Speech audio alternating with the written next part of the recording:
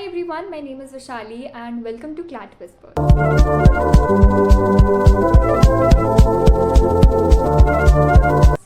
आप में से कई सारे बच्चे ऐसे होंगे जिनके मॉक स्कोर या तो 40 है, 50 है या 60s की लाइन में है, और your mock scores are just stagnant from a long period of time, or your mock scores are decreasing with the period of time.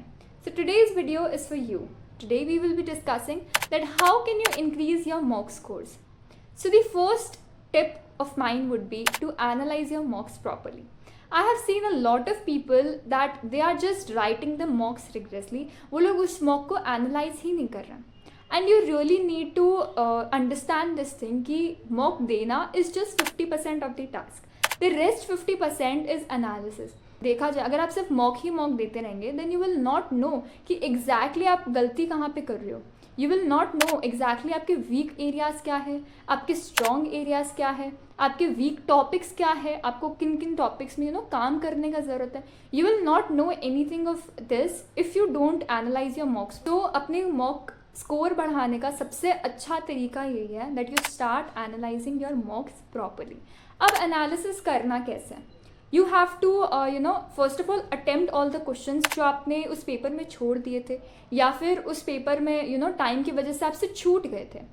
सबसे पहले वो क्वेश्चंस अटेम्प्ट करो. उसके बाद में जब आंसर की आती है उसके साथ जो सोल्यूशन आता है और यू हैव एनालिसिस वीडियोस, उन वीडियोस वगैरह को देखो and start matching your reasoning with the teachers reasoning. अगर आपका क्वेश्चन सही है तब आप देखो कि आपने जो रीजनिंग लगाई थी वॉज दैट करेक्ट और नॉट, और was that just a fluke. अगर आपकी रीजनिंग और टीचर की रीजनिंग करेक्ट आंसर्स में मैच हो रही है then it's good, you can move ahead.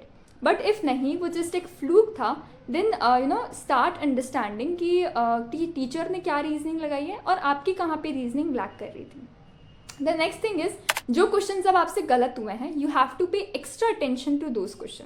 हमें वहाँ पे टीचर का रीजनिंग देखना है एंड फिर हमें खुद का रीजनिंग देखना है and we have to try to match कि अच्छा ठीक है टीचर ने ये रीजनिंग लगाई है and we have to adapt our self कि अच्छा नेक्स्ट टाइम ऐसा होगा तो मैंने जिस तरीके से सोचा था उस तरीके से नहीं सोच के जो टीचर का रीजनिंग था we have to think in that way. And trust me this is the way of analysing the mocks. सबसे पहले आप अपने अनअटेम्प्टेड क्वेश्चंस करो, उसके बाद में अपने एनालिसिस स्टार्ट करो. उसमें आप अपने सबसे पहले करेक्ट क्वेश्चंस देख लो which will hardly take only a few minutes. उसके बाद जब आप अपने रॉन्ग क्वेश्चंस को देखोगे देन उसको थोड़ा डीपली एनालिसिस करो उसका कि अच्छा ठीक है आपका कहाँ पे गलती था और टीचर का कहाँ पे उन्होंने सही किया. उसके बाद में you have to do those questions again after a week. ठीक है, एक हफ्ते बाद में आप वो क्वेश्चंस वापस से करो जो आपके गलत हो गए थे उस मॉक में. तो उससे आपको पता चल जाएगा कि अच्छा अभी मेरी रीजनिंग में इम्प्रूवमेंट हुआ है या नहीं हुआ है. Honestly trust me on this part, मॉक्स सभी देते हैं बट सबका स्कोर इक्वल नहीं होता है, सबका स्कोर हाईएस्ट या टॉप स्कोरर्स में नहीं आता है. And the only difference is analysis.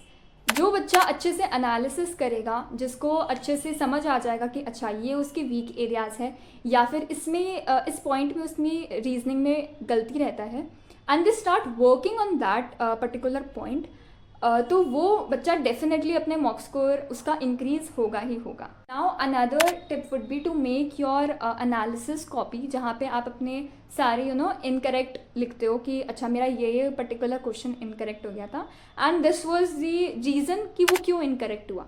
Then you have to revise that copy before giving another mock. जब आप अपनी गलतियाँ एक बार वापस से देखोगे ना कि अच्छा मैंने जैसे नॉट नहीं पढ़ा था इस क्वेश्चन में, सिली मिस्टेक्स काफ़ी होती है जैसे नॉट नहीं पढ़ा या फिर हमने रेफर बैक नहीं किया पैसेज के अंदर. सो अगर वो आपकी मिस्टेक्स है तो राइट दैट डाउन और उसके बाद में जब आप नेक्स्ट मॉक देने जा रहे हो then before giving the mock you just have to read that copy की मिस्टेक्स एक बार. Then you will have a brush up कि अच्छा ठीक है मैंने पिछली बार ये गलती की थी and your subconscious mind will know कि अच्छा इस बार मुझे ये गलतियाँ नहीं करनी है. And eventually your silly mistakes will start decreasing. The third thing would be to revise and revise.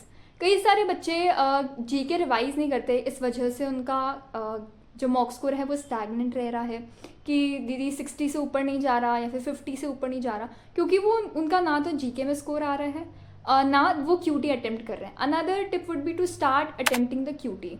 Cutie is something जो आपके स्कोर में एक बहुत अच्छा बूस्ट लेके आ सकता है, like a boost of 10 to 12 marks. ठीक है, और वो भी बहुत मिनिमल डेडिकेशन या फिर बहुत मिनिमल प्रैक्टिस के साथ में।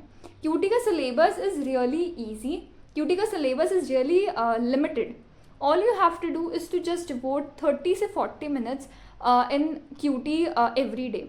We have already shared video कि क्या क्या इंपॉर्टेंट टॉपिक्स है क्यूटी के लिए। You can definitely check that out to make sure कि आप सारे टॉपिक्स कवर कर रहे हो या नहीं। I have also shared few tips in that how can you cover your QT fast. And apart from that, अगर आपके बेसिक्स स्ट्रॉन्ग नहीं है, अगर आप पर्टिकुलर सेक्शन में आपका स्कोर नहीं बढ़ रहा है, फॉर एग्जाम्पल लॉजिकल के अंदर आपका स्कोर कंसिस्टेंटली अंडर 10 रह रहा है, दैट मीन्स कि आपके अभी तक कॉन्सेप्ट क्लियर नहीं है। सेम एज कोई भी पर्टिकुलर सेक्शन की अगर बात की जाए, आरसी में अगर आपका स्कोर 15 के अंदर रह रहा है, दैट मीन्स कि आपके बेसिक्स अभी तक क्लियर नहीं है।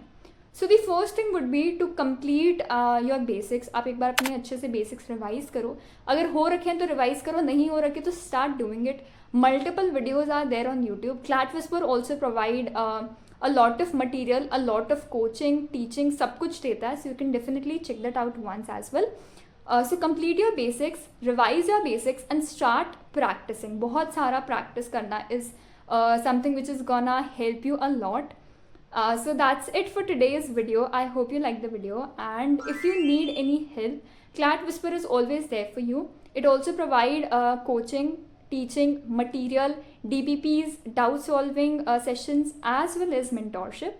So do let us know that how did you like the video, and yeah, that's it.